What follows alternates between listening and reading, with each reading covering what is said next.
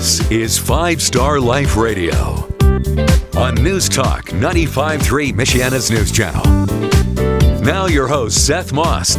You're listening to 5 Star Life Radio, brought to you by Global Link Distribution, a supplier to the RV, manufactured housing, cargo trailer, and cabinet shop industries, as well as Dometic, the ultimate outdoor equipment engineered for living. You can check them out at Dometic.com. Both Dometic and Global Link Distribution are proud sponsors of 5 Star Life Radio. I'm Coach Seth. You're listening to 95.3 MNC, and I'm joined in studio with my co-host, Coach Mia. Thanks, Seth. We're going to have an awesome show today. We are. Before we dive in, I want to encourage you, if you just tuned into 5 Star Life Radio and you're wondering, what is this 5 Star Life thing? I want you to visit our website. It's the word 5, the word star, the word life.org, so 5starlife.org, and learn more about what we're doing. We're a nonprofit organization. We started 17 years ago. We're on a laser-focused mission to change the face of education, of sports, of culture. And, you know, Mia, if you flip on the news today, I mean, what you get is a whole dose of our culture. Mm-hmm.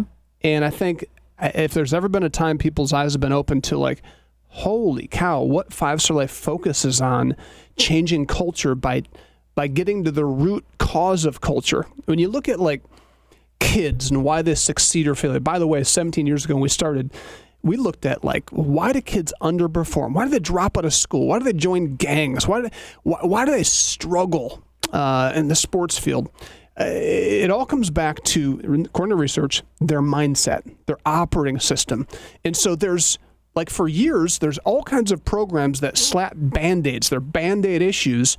And when we met 17 years ago, we said, let's get to the core, and that is their mindset. So we've developed curriculums, programs that do just that. So, again, you can learn more at 5starlife.org.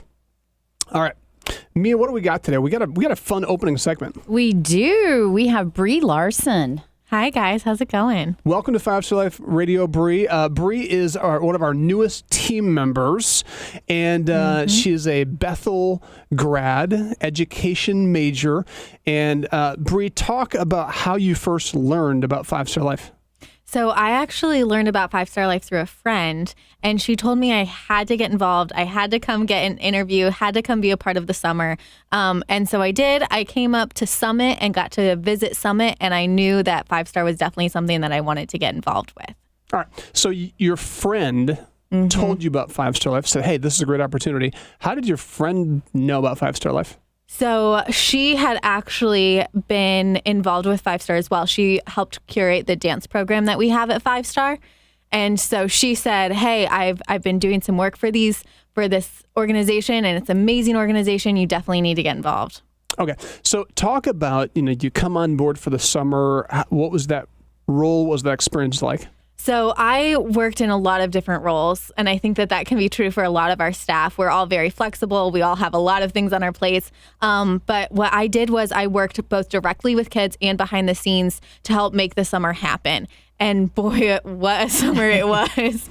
It was a wild, crazy, beautiful chaos kind of summer. Working with kids, working with Boys and Girls Club, working with Elkhart Parks and Arts, just to bring change into their summer routine and help bring them up to our campus up at Summit, and just to give them an amazing program and an amazing summer. Talk about what was a day in the life of Bri this summer like? I know there's a lot of variety of that, but just run us through what that looked like. So I would pull up to Summit. It was an hour drive because we all had long drives to get out there. And it started with just getting some paperwork done, getting check-in ready, helping other staff members pull in and create what we needed to create for that morning, what we needed to create for that day. Sometimes it was like on the spot, on the fly, come up with ideas. Sometimes it was carefully prepared materials that we just had to put together. And then I started with check-in, and buses rolled in and music started blaring, and we had this huge speaker system with Kyle on the mic, and kids would come in and we'd welcome them, and everyone was just always excited to be there, always excited to begin the day. And then once we welcomed kids in, then it was just everyone spread out throughout the whole campus. All 350 acres had kids, had staff from the other organizations, had our staff, and it was just a matter of who's running what program, keeping it organized. Sometimes I was running programs. Sometimes I was up there on the rock wall. Sometimes I was down there running the boating challenge, and just getting involved with kids.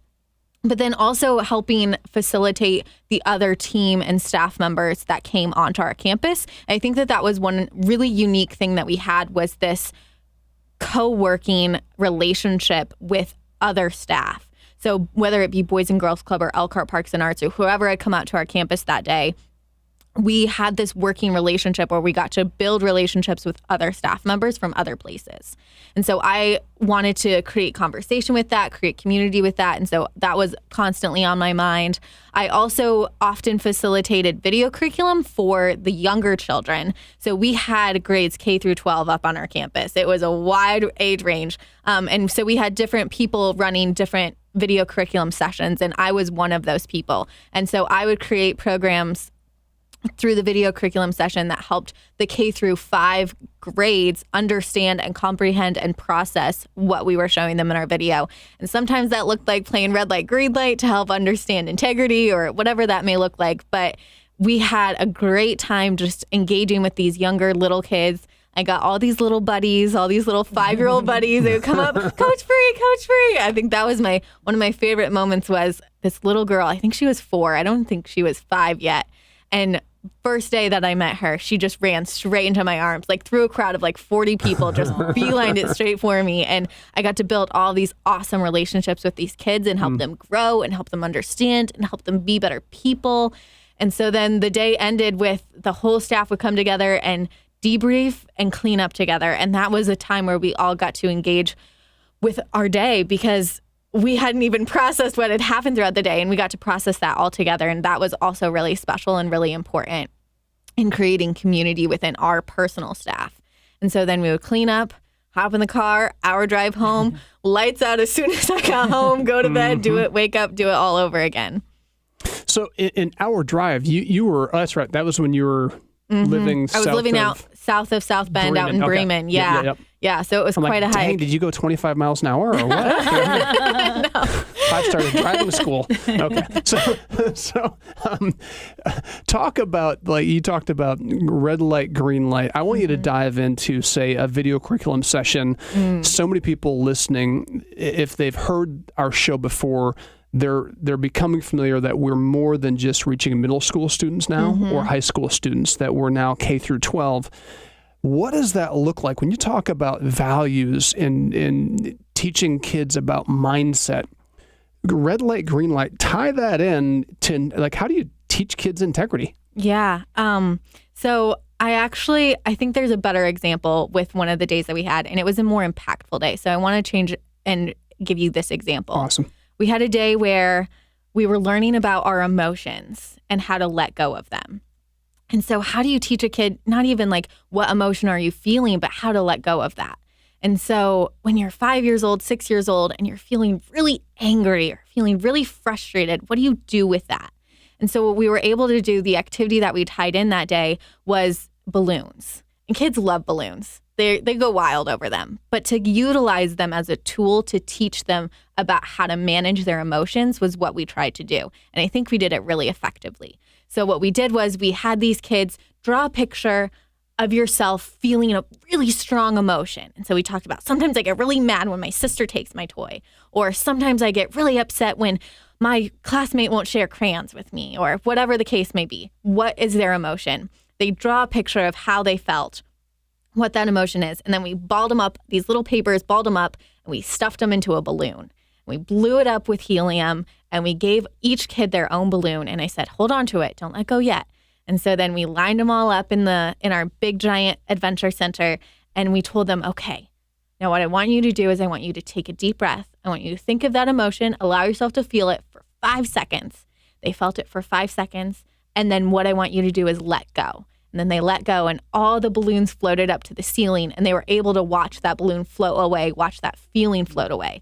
And then we practiced that. It's almost like a mindfulness activity where we do it imagining that we're doing that. So I said, so next time you're feeling really angry about something, or really frustrated, or maybe you would just want to cry your eyes out, you're just so sad, what I want you to do is I want you to pretend like you have a balloon, and I want you to put your emotion inside that balloon in your mind, and I want you to let go of it.